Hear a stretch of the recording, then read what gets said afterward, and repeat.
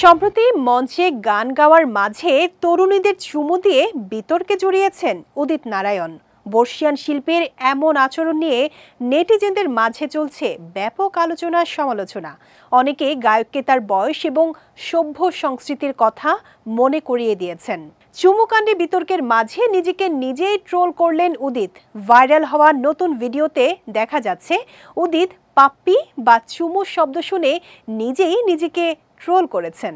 উদিত যেই সিনেমার trailer launch করতে এসেছিলেন সেই সিনেমার নাম পিন্টুকি পাপ্পি। উদিত তাই পাপ্পি শব্দ শুনে তার চুমু খাওয়ার ভাইরাল ভিডিও নিয়ে কথা বলেন মজার সুরেই, যা শুনে সেখানে উপস্থিত কেউই তাদের হাসি চেপে রাখতে পারেননি। উদিতকে এদিন বলতে শোনা যায়, কি টাইটেল রেখেছো তোমরা? নাম বদলানো উচিত তো তোমাদের।